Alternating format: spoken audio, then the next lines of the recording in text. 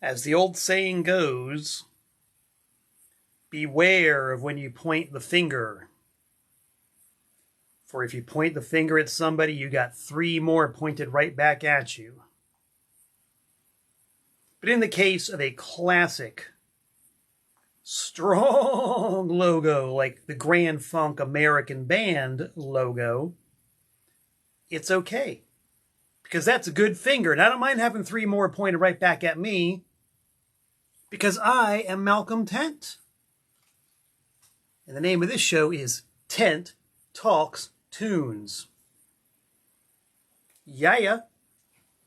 And it looks like this is one of those, rare and wonderful occasions when I've been able to go on the air with basically no hassles. I like that. So just to make sure that this is a dream come true and this really is happening the way I think it is, and it's not just a hallucination or some kind of strange alternate reality. See, there you go. There's a hassle right there. Okay. I'm going to reach on over and take a look at the monitor. Make sure that I am going out live and that people are seeing my deluxe pate and hearing my not sulfurous, but not sulfurous, but not salacious, but super suave voice. This is, of course, directed to everybody who might be watching live on Facebook on Wednesday, 7 o'clock p.m. Yep, looks like I'm going out. Now let's see if I can get to a position where I can actually see the people's comments. There we go. Speaking of suave, we got Suave Rave in the house. Hello, Robert Everett. Good to see you the other day at the Devo concert. We were each on different sides of the barrier. But that didn't matter. We were able to still be friends, and that's good. Alan Versapellis, number 1 in the house, as always. Hello, Alan. You're always Johnny on the spot. And most welcome here in Tent Talks Tunes. Oh, yeah. Once again, there's something in the air. So I hope you guys will bear with me. There's just one little dry patch. I think it's the changing of the seasons. You wouldn't know, but I'm a very sensitive lad. And things like this, like the air getting cool and crisp and dry, just seem to settle right there. So I get a little bit of a cough. It runs in my family. I was talking to my mom about it not too long ago, and she was doing the exact same thing. So it's just what we do. It's one of the trademarks, one of the sonic tattoos of Tent Talks Tunes. So yeah, I was talking to Robert Everett there. He was doing the load in and load out for the Devo concert at the big old amphitheater in Charlotte. And it was Devo, B-52s, and Lena Lovitch. A darn good show. I'll tell you, the surprise hit of the evening for me was Lena Lovitch. She and her band were great. Like, they were really, really good. I think if they had been allowed more than 25 minutes, they just might have stolen the show. They were fantastic. So I owe it to myself now to dig into Lena Lovitch's catalog and see exactly what's there. She was one of those artists who was always around back in the halcyon heyday of New Wave. But for whatever reason, I never paid much attention to her, you know. I saw her albums all over the place, and certainly have sold quite a few of them in my day as a record store owner. How do you like that segue? Who's got his inventory represented most comprehensively on Discogs, eBay, and Bandcamp. So yeah, always knew about Lena Lovitch, but never really took the time to listen to her. But having seen her set the other night, I kind of regret not having done that until now. So Lena Lovitch, big salute to her. So that was excellent. And of course, the night after that, Anti-Scene played at the Brown Mountain Lights Festival in beautiful downtown Morganton. And I gotta once again give a big old salute to our pal Stacy Peak, who is the host, promoter, organizer, facilitator, whatever you want to call it. He's the guy who makes the Brown Mountain Lights Festival happen. And he did a stellar job. It was a really, really cool, fun, family-friendly day and night of good, loud rock and roll with vendors and food and people running around and all different types of music. It was just really, really good, very well run, and a definite pleasure to play. So if the invitation ever comes through again to do the Brown Mountain Lights Festival, it's probably a safe bet that Anti-Scene will say yes. Just as Jimmy Carter says yes, Jimmy Carter says yes, Anti-Scene will say yes, Anti-Scene will say yes. Yes. Yes. Not the band. I always say no to yes, the band. But I will say yes to a positive can-do attitude when it comes to rock and roll, such as Anti-Scene does. And hey, what do you know? Another incredibly smooth, suave segue. Not so smooth in the lung. Anti-Scene's next couple of shows are coming right up. December 5th at Reggie's in Wilmington, one of our favorite stomping grounds. We love hitting that long, straight and narrow highway that goes straight out east to Wilmington, seemingly forever, but we always get there. And when we do, Reggie's is waiting for us, along with a bunch of fine, friendly fans. And this time we'll be playing with Wilmington's very finest street clones, a group who we are always thrilled to share the stage with, and the traditional, classical country western stylings of Kelsey Ray Copeland. How's that for a mixed bill? Not one, not two, but three wildly divergent forms of musical entertainment for you and yours. Saturday, December 5th at Reggie's. The next night, we are repeating the exact same trick at the Milestone for our annual Christmas show. Yes, Anti-Scene at the Milestone. I think the Milestone's up to their, 55th anniversary or something like that? 50 plus years of a continually running, non-stop independent music venue located right here in Charlotte, North Carolina. I don't know if they're the longest running, but they certainly rank up amongst the longest runnings. And if you can think of any band who ever cut their teeth and was on the rise, or maybe even on the fall, over the last 55 years, you can be sure they played the Milestone. If I have my trivia correctly, REM's first ever out-of-town gigs were at the Milestone. Nirvana played the Milestone. The Bad Brains played the Milestone. I'm sure you could go back and look at the whole history of bands who played the Milestone, and it reads about yay long. So yeah, we're delighted to be sharing the stage with Kelsey Ray Copeland and the Street Clones at the Milestone on December 6th in Charlotte, North Carolina.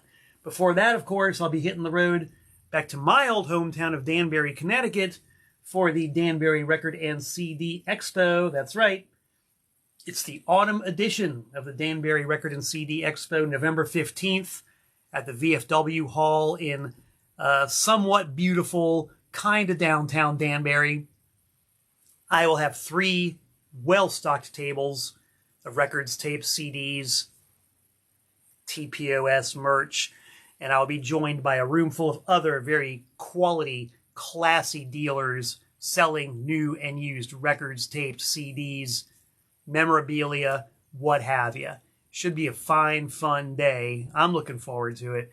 So if you're anywhere near, or even if you're not, come on up to the Danbury Record and CD Expo. I'll be there.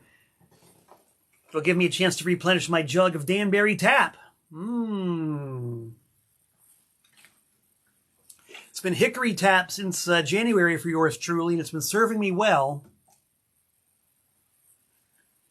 But I do every now and then miss the unusual bouquet of Danbury tap water. It's all that mercury and cadmium and fluoride and lead and the runoff from old beaver pelts, whatever it is that has settled into the water table around northern Fairfield County that Danbury draws its tap water from. I miss it. So you can be sure I'll be bringing some empty jugs with me. And when you see Tent Talks Tunes after November 15th, it will indeed be authentic Danbury tap. In the meantime, I'll drink some Hickory Tap to that.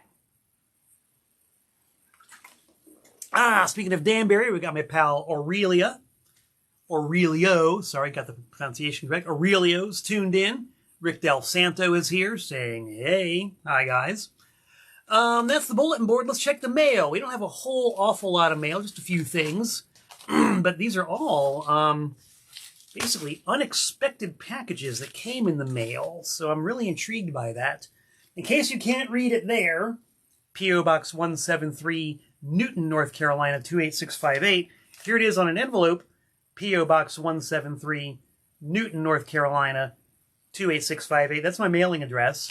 And that's where this Grand Funk sticker came from my pal Pugs in New Haven, Connecticut. He said he was cleaning out a bunch of random old garbage that was accumulated somewhere in his house and came across this Grand Funk sticker and immediately thought of me. So he very thoughtfully put it in an envelope, mailed it to me using a good old-fashioned stamp, and it arrived there at P.O. Box 173, and now it's being shown to you on Tent Talks Tunes. Thanks, Pugs. Really appreciate it. This will be going somewhere where it'll be proudly displayed. We also got something here. This is a strange item. This is from our pal Dennis Highland. Dennis, the man responsible for Jackhammer Music USA. And you'll note that I threw the USA in there because Jackhammer Music is a Japanese label who has released stuff by his extremely excellent band, Future Hate. Future Hate, kick butt. And I would suggest you look into them and give them a listen. Big fans over here of Future Hate. So they are on Jackhammer Music. A little old band called Anti-Scene have a couple of releases on Jackhammer Music, both in Japan and in the US of A. And Dennis Highland of Mobile, Alabama is the guy who facilitates their comings and goings and doings and throwings here in the US. And he mailed me something, and I have not opened it. As we know, one of the fine things we do here on Tent Talks Tunes is live mail opening. The mutual thrill of discovery, because I don't know what's in this envelope, and neither do you. We're all going to find out. If you're watching this on the YouTube rerun on my YouTube channel, just pretend it's live. Just pretend. Bill Miskey, you know what I'm talking about? Heather Wheat, you know what I'm talking about? You know what I'm talking about. I don't know if people are leaving comments. The comments don't appear to be showing up on my screen, although there's a little bubble there that says I have a bunch of comments. They're not showing up, so I'm really not sure what's happening here. All these new interfaces and silly technology. Oh, there they are. We got my partner, Greg Schmidt, from the Danbury Record and CD Expo is here. Mr. Suave Rave says that Bo Diddley played the milestone. Wow, that's pretty cool. Anytime that this little guy here, this guy, can play on the stage that Bo Diddley played on, dude, my day is complete. Yes, indeed. Oh, you've got all kinds of observations going here. Okay, now apparently I can see what's going on with you guys, and I can interact with you accordingly. All right. Yeah, we're in business. Okay, so now we've got a brand new feature here on Tent Talks Tunes. This is the letter opener. You guys have seen the Million Mile Scissors. You've seen the 2 Mile Scissors. You've seen the 1 Mile Box Cutter. Now you've got a letter opener, and I've had this letter opener probably since 1986 or so. Somebody traded it in at my brick and mortar record shop, Trash American Style. I seem to remember it was very soon after we opened, and I really like letter openers and little tools and knickknacks like this. So I saved it, and here it is. I just found it in my desk drawer where it's been sitting since approximately 1986 and thought, you know what? We're going to get the letter opener into action. I don't know how many miles are on this thing, but we're going to put a few inches on it right now. Opening this. See how efficient that is? I love that. Very clean. What did Dennis Highland send Tent Talks Tunes? It looks to me like... very interesting. Very cool. The brand new publication, a numbered edition of 185 by Jamie Vida, who is a super duper artist. He has done work for Anti-Scene. I'm pretty sure he's done work for Jackhammer. He's done a lot of stuff for a lot of people. And this is his brand new, what do you call it these days? Comic book, graphic novel, propaganda pamphlet, religious tract. I'm not really sure, but look at that. That is genuine honest-to-jaw, hand-drawn art. And a real bona fide piece of comic book beauty made by a genuine human being with pen and ink and paper. No AI here, kids. This is the real deal. And I'm going to enjoy reading this very much because I am a big fan of the comic book art format. I'm a Marvel 1970s guy. That's how I learned how to read. That's where I got a lot of my vocab. So this is very cool. Dennis, thank you so much. This is going to be a proud addition to the bookshelf here at Tent Talks Tunes HQ. Oh, yes. Yes, indeed. Now, here's another thing, also unexpected, from my pal, you've heard his name mentioned before, Gary Forney, from LaPorte, Iowa, TPOS recording artist, a guy who never stops. This dude keeps on cranking out the music. He keeps on cranking out his own art and his own stuff. And I'm very happy and proud to be associated with him here at Tent Talks Tunes. So using the newly rediscovered letter opener, any of you archaeologists out there would appreciate the fact that this thing has been basically lost, unseen by human eyes since 1986, and is now back in the soup and being used for its intended purpose. We're opening this missive from Gary Forney. It sure feels like a CD, and it sure looks like a CD, and look at that. Didn't know this was coming out. Gary promised me a surprise, and here it is. Gary and Bonnie Forney on their own. Looks like a brand new album. Ah, there you go. Handwritten art. We love that. Well, look at that. This is an interesting development. Bonnie sings. I have known Bonnie to be an excellent percussion player. I've never known her to be a vocalist. Kind of like John and Yoko right here. She gets 5, he gets 4, and it's all on one CD. Really excited to hear this. Who knows, this might be coming out on TPOS at some point. He said, stroking his chin very thoughtfully. We shall see. We'll have to have some, no doubt, very delicate and touchy negotiations with the artist to see what happens, because I don't know. But we'll find out. Thank you, Gary. Thank you, Bonnie. Always a pleasure to have some Forney music right here in my Incus. I like it. Last piece of mail comes from my pal Charlie Infection. Charlie of Infection Distro, Fudgeworthy Records, the incredible band Psycho, who have been going on at least as long as Anti-Scene, a band who takes no prisoners and does exactly what they want to do, and who are great, and who we have had loose tentative plans to tour with for a very long time. Hasn't happened yet, but the 2026 calendar is still pretty open, so who knows? Anything might happen. Oh yes, Action Records. Charlie has done it all, and he's still doing it all. And John Barrett's tuned in. Hello, John. So I did a big old trade with Charlie recently. I sent him some of my TPOS stuff, and he sent me some of his action/infection/fudgeworthy stuff. And now I'm opening the envelope. He also has these very classy printed mailers. I like that kind of stuff. That's a nice touch. And what we got in here is some things. Charlie's been doing his label for at least as long as I have, and I've been doing it since 1984. We old-timers are the best. All right, there you go. Check it out. Speaking of Psycho, here's a brand new split. Psycho and Holy Ghost on one record that looks like it's bigger than 7 inches. No, it's a 7-incher. On some very subtle colored vinyl. It might look black, but it's sort of like a dark purple with light marbling in it. Really neat. We record geeks pop for this kind of stuff. Whoa, hey, now that is some real verate right there, guys. I've been doing Tent Talks Tunes since the bad old days of COVID, and that's the first time I've ever completely knocked the camera right off its pedestal. How's that for a slick move, huh? Y'all digging that? Oh, boy. You thought Tent Talks Tunes was entertaining before. Now you're really going to pop your cork. Let's see if we can tighten this thing up and hopefully not let that happen again. Okay, guys, you're going to have to bear with me. This is going to be extremely psychedelic and very screwy for the next couple of seconds. So if you like being dizzy, you're going to love this. If you don't like being dizzy, close your eyes. This is going to be like riding the Himalaya at the county fair. Oh, boy. The world just went topsy-turvy. Yow. Man. Talking about Parade again. You guys are seeing parts of the Tent Talks Tunes studio that nobody gets to see. Wowzers.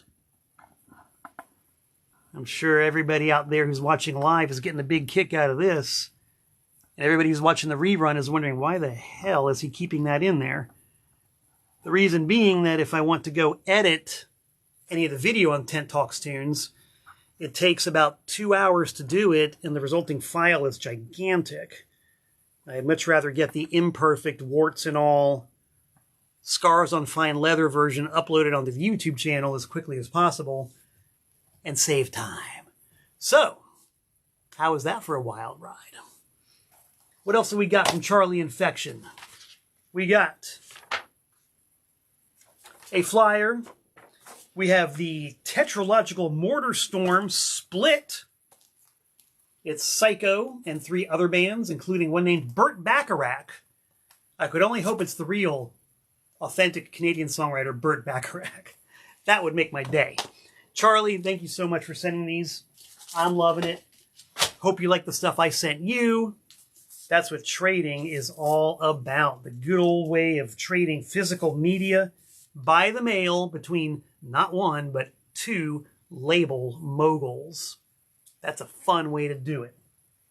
All right. That's the bulletin board. That's the mailbox. What do you say we do some Tent Talks tuning? Okay. Now, once again, the comments keep coming in, but I'm not able to see them live. It's a little bit frustrating. So, as always, you guys got to kind of bear with me while I work out with this technology. Yeah, it's not even letting me see the comments. I'll address them later like I always do. So anyway, it's been a very busy few weeks for yours truly. I have been not only to Morganton, North Carolina. I have not only been to Charlotte, North Carolina. I have been to Cleveland, Ohio, and back, hitting several of the towns in between, including Columbus and Cincinnati. Had to bypass Akron this time. Didn't have enough time to go there. But you know what it means when I visit a city. You know what it means. You know what it means when I hit a town. Oh, yes. It means that I'm going to have my car full of TPOS label merchandise. Oh, yes. And once again, I'll say, if you want to get an idea of the kind of stuff I release on my label, check me out. eBay is almost exclusively TPOS titles. Bandcamp is all TPOS titles. And my Discogs has everything TPOS, along with about 11 or 1,200 other items by bands you may have heard of, bands you may not have. Anyway, I go, I go bogged down with TPOS stuff, and I trade records with every record store in the town, provided they have a clue, of course. There are indeed clueless record stores. I'm not going to name names. I prefer to dwell on and give attention to the record stores who have it together, because we can do business. They buy my stuff, and whenever somebody buys my stuff, I say, don't give me the money. Don't give me the money yet. Because if I take the money, I'll put it in my pocket and walk out. But if you hold on to the money for a minute, I'll do some browsing, and maybe I'll find a few things, and you can knock it off of my total. And that's where the real fun comes in, because you just never know what you're going to find. So, let's get down to some of the scores we've had lately. Excuse me. One of my favorite shops in the entire country is in Cincinnati, Ohio. It's called Shake It Records. Shake It is a great shop. It's very well stocked. They got a good book section. They got new. They got used. I dig their aesthetic. And they buy a lot of my stuff, so bonus points for them. And I found some really cool things at Shake It, including this one right here. I'm sure a bunch of you old hardcore kids are going to recognize this one as I slowly descend the cover. Yeah. All you punk rock hardcore kids from the early 80s, you know exactly what that album cover is. You've seen it. Maybe you've been lucky enough to own it. I was lucky enough to own one of these once a very long time ago. But yeah, if you're a big fan of Minor Threat, SOA, Government Issue, the original Youth Brigade, Teen Idols, you know this album cover. Indeed, you know it very well. I'm wondering if anybody's popping for this. If anybody is saying, oh my God, I can't believe you found a copy of blah, blah, blah in the wild. I just can't see the comments here. It's very frustrating. Oh, man. I don't know what's going on with my internet, but I can't see what's going on here. Maybe if I put my glasses on, that'll help me. Once again, guys, you got to bear with me. This is live. This is very much in the spirit of classic cable TV, and all I'm doing is messing things up live on air. So I'll just forget. I'll have to look at you guys' comments later. Anyway, you know exactly what this is if you're a fan of old DC hardcore. Yes, it is the Ozark Opry, presented by Lee Mace. And this copy was purchased by the Ogilvies in October of 1974. That's the front, that's the back. And there's the inscription saying where and when it was bought. So yeah, great score at Shake It Records. Classic album cover. Very happy to add it to the album cover gallery here at Tent Talks Tunes headquarters. Now here's another one. This one got some comment when I posted it earlier today on my Facebook page in my effort to drum up interest in Tent Talks Tunes. First, there were some comments about exactly what this thing was. This came from my pal Poopy Necropond of Cleveland, Ohio. He works at a record pressing plant, and he gets to save some of the very strange ephemera and extrudia that accumulates around a record pressing plant, including these punched out labels. If a record is mispressed, you know, like for whatever might happen with a record when it gets pressed, the grooves are off center, or the vinyl's contaminated, or the record didn't press all the way, they will take the defective record and punch the labels out.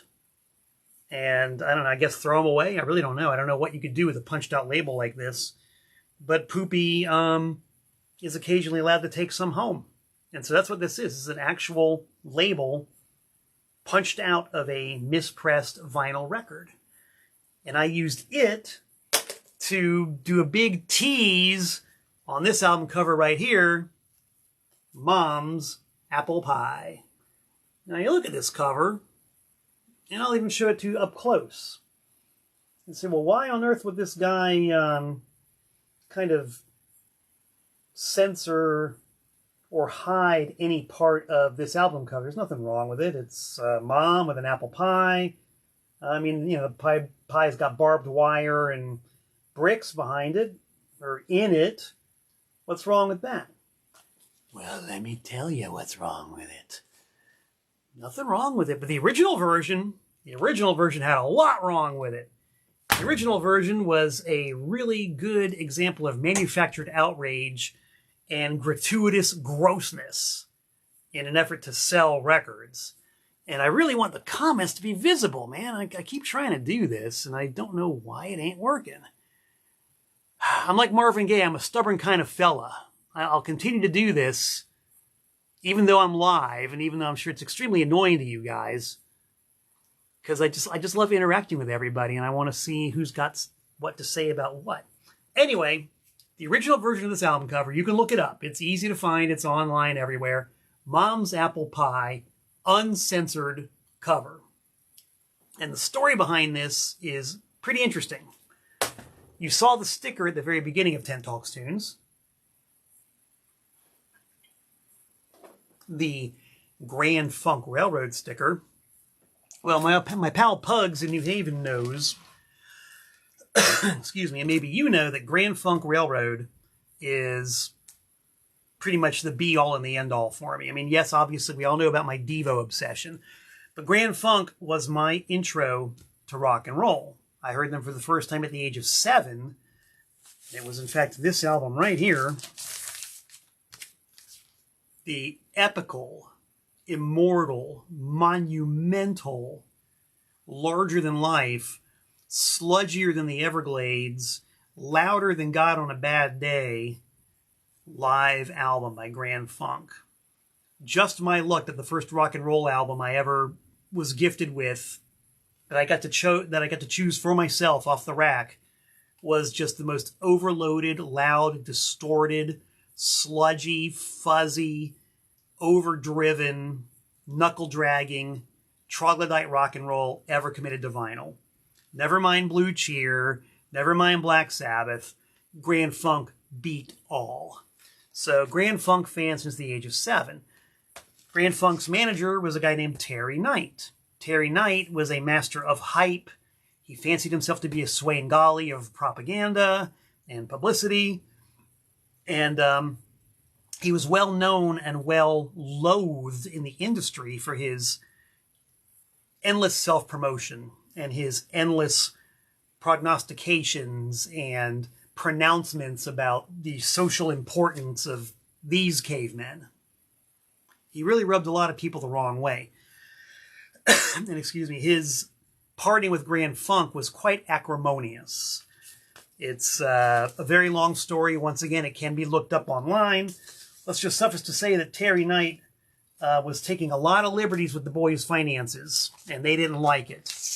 And when they found out, they gave him the old heave-ho. And Terry Knight stayed in the business. Grand Funk went their way. He went his way. Terry Knight started a label called Brown Bag Records. And he started to believe his own hype. He really honestly believed that he had created Grand Funk from scratch. That he had taken 3 absolute nobodies, 3 no-talent blobs from Flint, Michigan, and turned them into a band who could sell out Shea Stadium. He believed it was all him. He thought he was responsible for it entirely.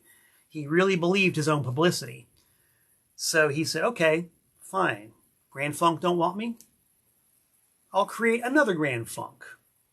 I believe his own words were something along the lines of, I can turn shit into gold. Which I'm sure the bands he managed afterwards were just delighted to hear. I'm sure they loved hearing that.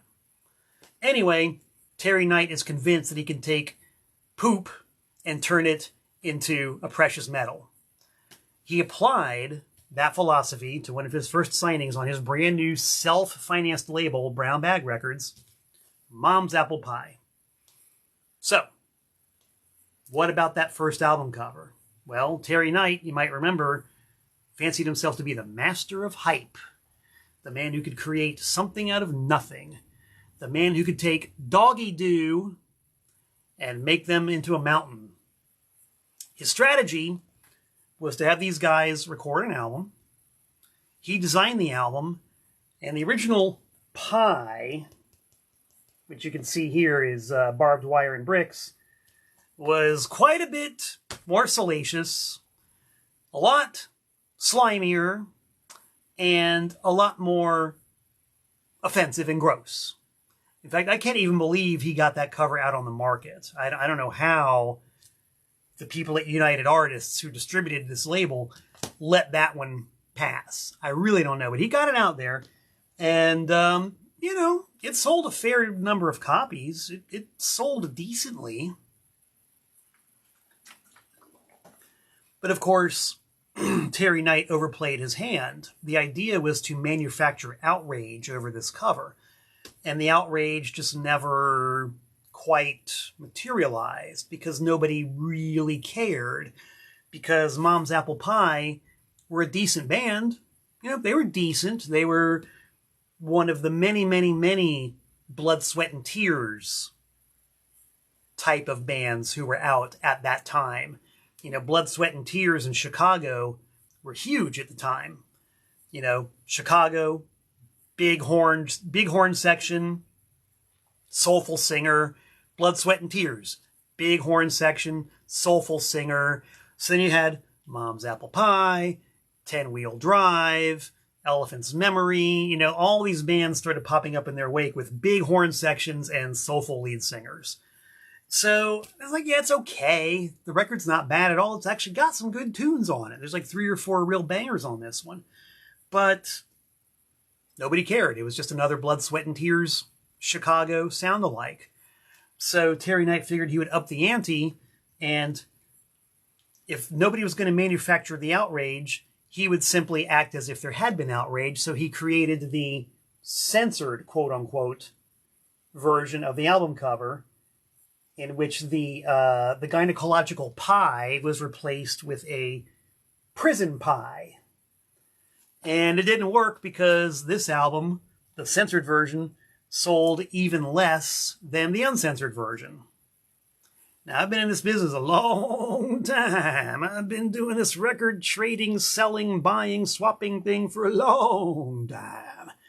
And I've seen far more versions of the uncensored version of this than I have the censored version.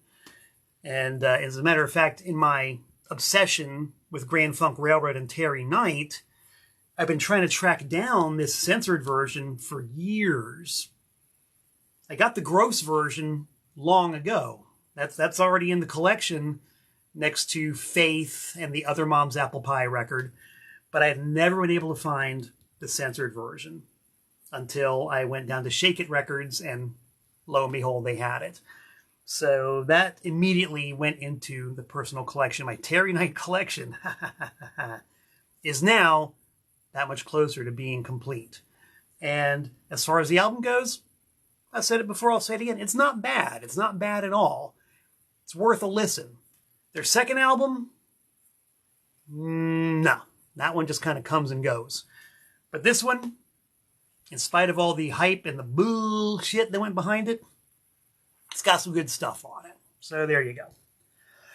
And one thing I will say too, you know, speaking of album cover design, one of Terry Knight's genuine, honest-to-gosh talents that really has never been acknowledged is the fact that he was a fantastic graphic designer. I mean, he was the master of bold, strong, monochromatic album covers. I mean, his designs are powerful.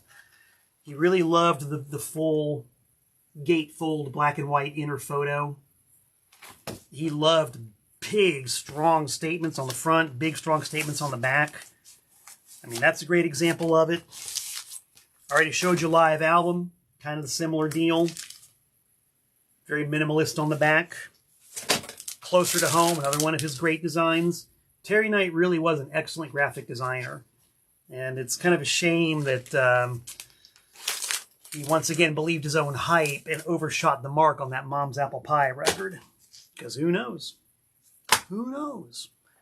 What other kind of stuff did we find when we were out there? This is a really obscure one. As we know, Kiss have been in the news a lot lately because their lead guitar player Ace Frehley recently departed the planet.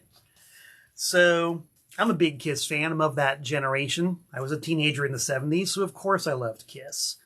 And being the fanatical record collector that I am, the kind of guy who is prone to collect anything and everything relating to some of his favorite bands, I stumble across things like this rather nondescript compilation album from MCA Records.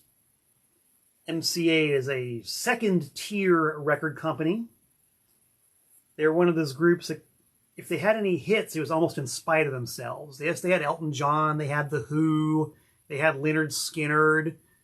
Those bands all sold a lot of records.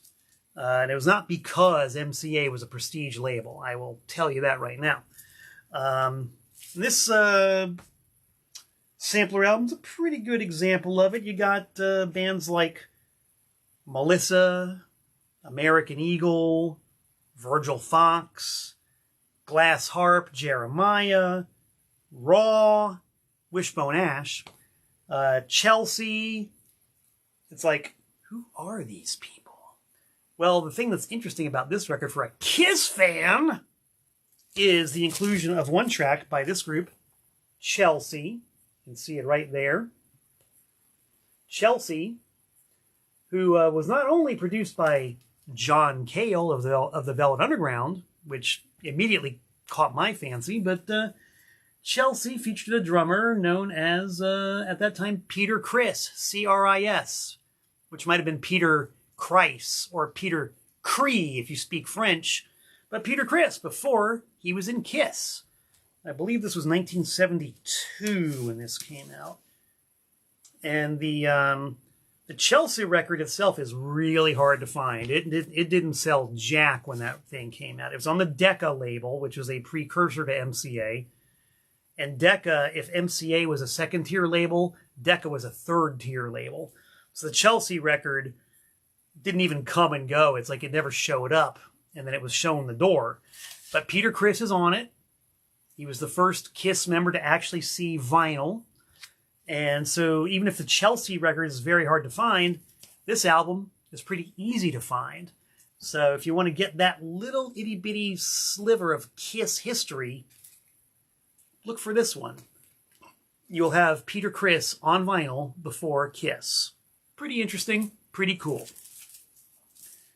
I've only ever had one copy of the Chelsea album ever, and I listened to it once, and I don't remember if it was good or not, which indicates to me that it wasn't very good, because I just can't remember it. And I didn't keep it. That says a lot. But still a toast to whomever.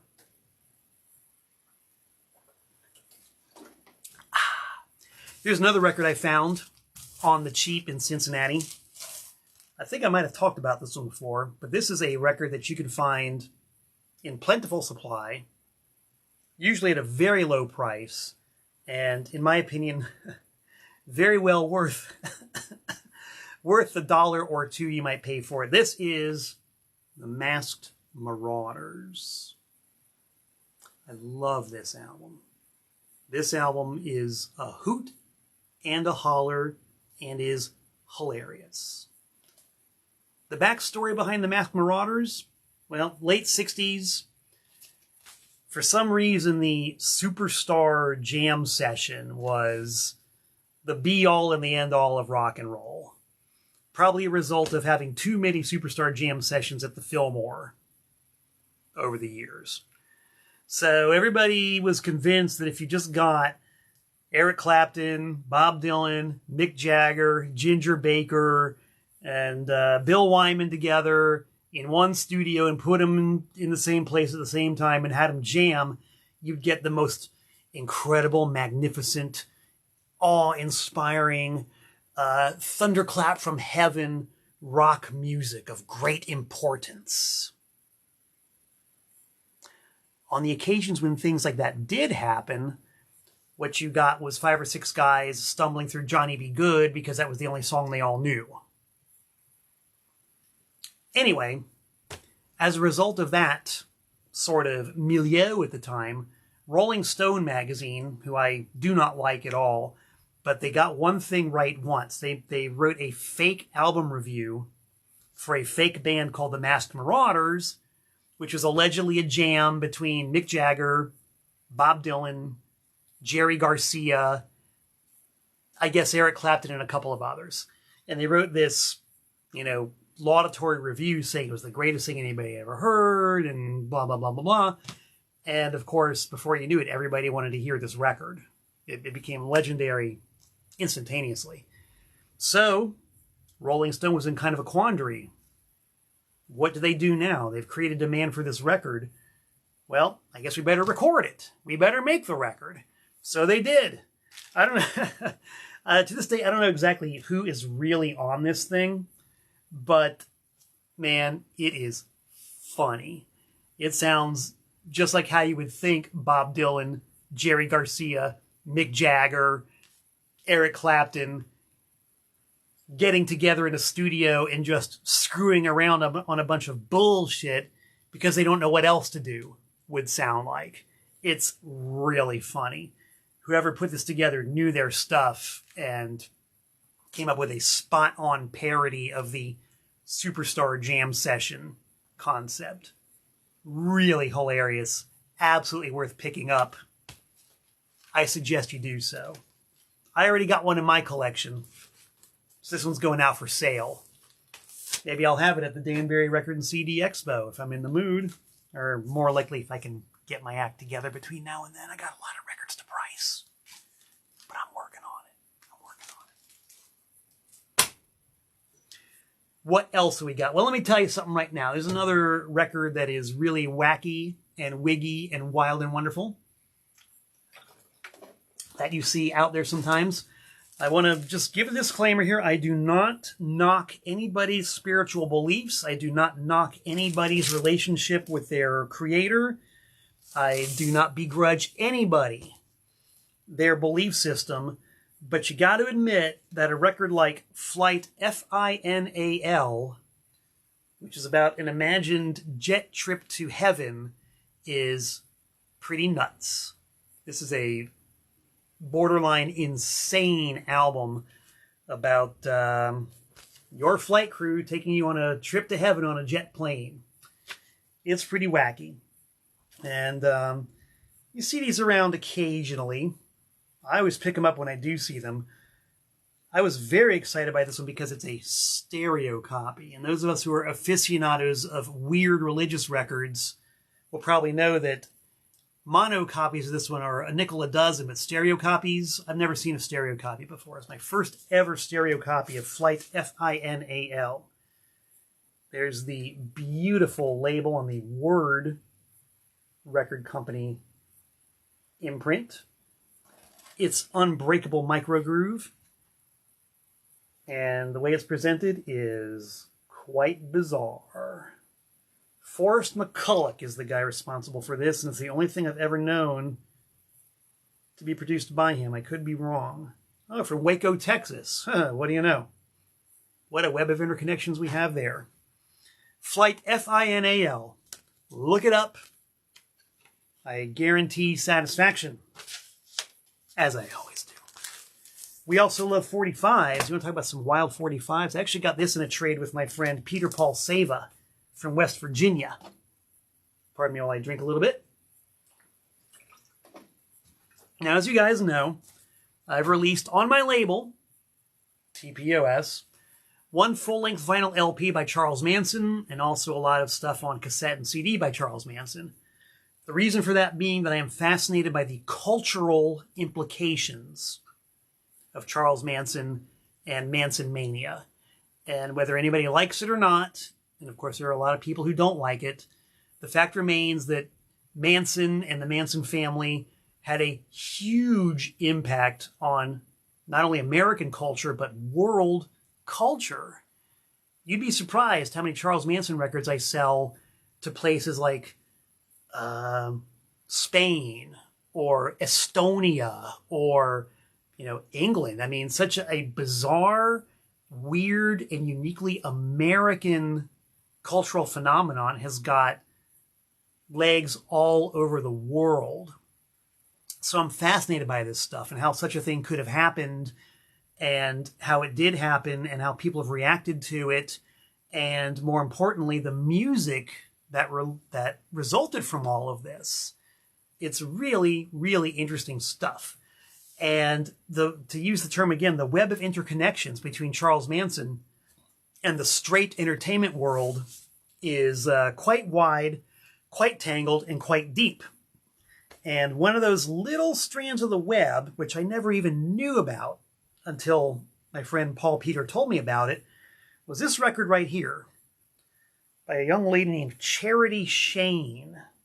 See if we can get close in on that. Charity Shane. This record is on the Autumn Records label out of San Francisco. Autumn is known for being the first, I actually don't think they released anything, but the Grateful Dead recorded at least one demo for Autumn Records, hoping to get signed to this label. I'm pretty sure that Sly Stone did a lot of work for Autumn Records. I want to say that the Beau Brummels had some stuff on Autumn Records. For a while, Autumn Records out of San Francisco was a pretty high-powered independent label, and they released a lot of interesting stuff. including this one record by Charity Shane. Wouldn't you know it, Charity Shane was the nom de showbiz of a young lady named Catherine Scher. Catherine Scher later went on to infamy as the very lucid, very well-spoken, very erudite spokesperson and recruiter for the Manson Family. This was after Helter Skelter went down and everybody was in jail, or at least the trials were going on. She gravitated towards the family and became instantly smitten by it, and she was the face, the talking head of the Manson family. She was the one giving the interviews. She was the one giving the explanations. She was the one outlining the philosophy. I mean, Catherine Scher, a.k.a. Gypsy, was the face of the Manson family for a long time. And she did this record on what could have been the Grateful Dead's label. And there's no denying it's her. You cannot mistake her voice. It's a very distinctive voice. And the thing that's really bizarre and interesting about so much of this stuff is that it's really good. It's a really good record. It's well written, well produced. She's a fantastic singer. The lyrics are interesting. This is not your generic by the numbers San Francisco hippie rock. It's actually a really good record, and I think deserved to have been a hit.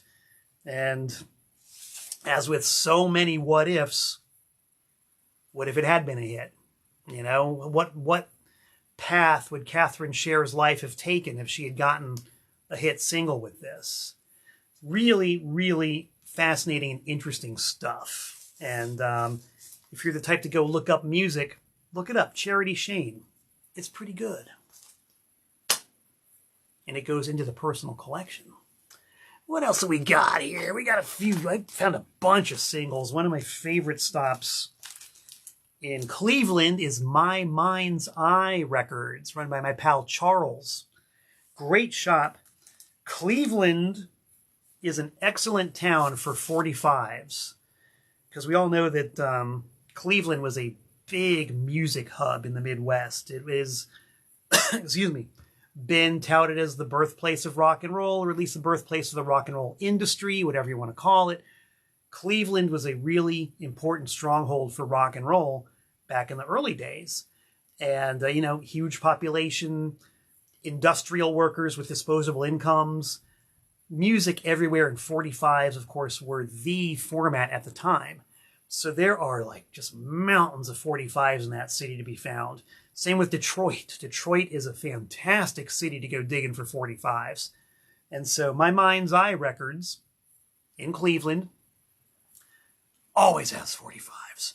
And so I'm always finding stuff there. Charles, he loves to buy my TPOS stuff.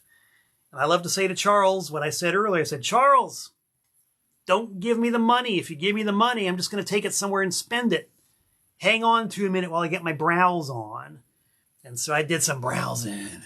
And I found this really awesome song, man. Look at this. Well, first of all, look at the label. Check this out. Surfin Records. Oh, man. A label with a name like that automatically has won my heart. Surfin Records. And I saw who the artist is, and my ears immediately perked up and my eyes immediately opened. Yes, the Mighty Hannibal. Jerkin the Dog. Mighty Hannibal being one of the great, more or less unknown soul and rhythm and blues singers from the 50s. And he had a career all the way up into I believe, the 90s. Mighty Hannibal, fantastic, underrated guy. Jerkin the Dog. If you want to look at the note that I made on the sleeve for this record, it's greasy. Ooh, I felt the grease oozing out of the speakers the minute Charles started to play it. Oh, man, the Mighty Hannibal, Jerkin the Dog. What a find. That is part of the joy of digging through the crates at record stores in the cities I go to. Here's another one. Oh, man. Wasn't expecting to find this one, but this is pretty cool. On the White Whale label, home of the Turtles, it's Lime and Cybele. You might say, Lime and Cybele? Who the hell is Lime and Cybele? Well, I'm here to tell you guys. I'm not sure who Sibel is, but Lyme, as in Lyme disease, Lyme was Warren Zevon. Yes, Warren Zevon's, I'm not sure if this was the very first, but this is amongst the very first vinyl appearances by Warren Zevon. And it doesn't sound like him at all. He sings in a very non-Zevon voice. He sings in a very earnest, higher-pitched kind of hippie voice. There's a couple of instances here and there where you can hear that Zevon inflection, albeit much younger than what we're used to, but it's definitely him. I think he gets the writing credit on this. Yep, written by Zevon. Also written by Zevon. And I wouldn't call it great. It's good. It's not great. It's good. I refer to the A side as soft psych and the B side as sort of baroque. So definitely not offensive or horrible, but it doesn't really hit the mark of fantasticness like the Mighty Hannibal did. But it's still really interesting. It's not a bad record, and it's part of Warren Zevon history. And if you're an historian like myself, stricken with that particular disease, then you got to have it. And now I got it. So that's cool. Here's one. Oh, man. We found some great 45s. This is one that should be in every collection. For some reason, it wasn't in my collection. Now it is. Check it out, guys. On the old Liberty record label. The Rivingtons. Papa, papa, papa, papa, ooh, meow, meow. Papa, ooh, meow, meow, meow. Papa, ooh, meow, meow. Papa, ooh, meow, meow, meow. Yeah. If you thought it was the Ramones who originated that song, nope. If you thought it was the Cramps, nope. If you thought it was the Trashmen, nopey, nope, nope, nope. It was the Rivingtons. Papa Ooh Meow Meow, and they also did the original Bird is the Word. Well, everybody's heard about the bird, bird, bird, bird. Bird is the word. That's the Rivingtons, kids. And probably not too terribly rare on 45, but for some reason it had always eluded me. Papa Ooh Meow Meow by the Rivingtons. Awesome lyrics, too. The lyrics all about a guy who can't understand what another guy is singing. Love it. I just love it. And, of course, the Rivingtons had a pretty sizable hit with that, Papa Ooh Meow Meow. So what do they follow it up with? You guessed it, Mama Ooh Meow Meow. Papa Ooh Meow Meow and Mama Ooh Meow Meow. That is a winning 1-2 combination of great 50s R&B vocal absurdity done really well. These are great records. Great records. Each one has a ballad on the B-side. We just ignore the ballads. We don't do ballads here at Tent Talks Tunes. I don't care who it's by. We don't do ballads. And I'm just going to give you one more before I call it a day here. This was actually not found in Cleveland or Cincinnati, but found at the record show that they had in Asheville, North Carolina, a few weeks ago. And I was going to show and tell it, but it got lost in the shuffle. Now it's been found in the shuffle. A 45 by a guy named, are you ready? Sky Sunlight Saxon. Yes, Sky Sunlight Saxon and the New Seeds. Oh boy, the New Seeds. Not the old Seeds.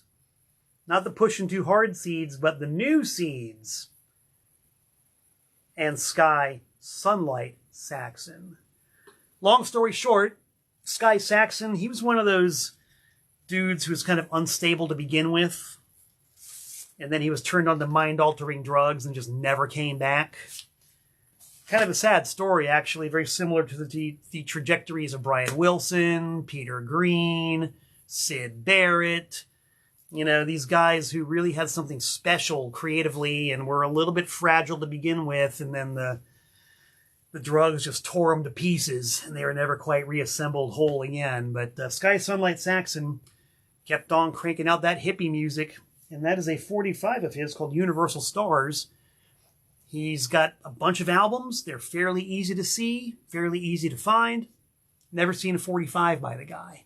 So I immediately had to snap it up, and I'm glad I did. It's a pretty good record. It's pretty wild, pretty psychedelic, kind of heavy. It was recorded in the 80s at some time. I don't think this has got a date on it. No date. Sometime in the 80s. But it's heavy and sludgy, and as you can guess, the lyrics are quite not of this world. The kind of stuff I love. One final cough, and then I'm going to thank everybody for tuning in. Great fun doing Tent Talks Tunes with you guys, as I am wont to do every Wednesday at 7 p.m. here on the Facebook, and archived forever on the YouTube. My YouTube channel. Click it, like it, subscribe to it. I honestly don't know what happens when you do that, but the common wisdom says that you're supposed to do that. So please do that. Of course, TPOS, my record label, on Discogs, on eBay, on Bandcamp. I release nothing but music that I like and music that I stand by. I invite you to check it out.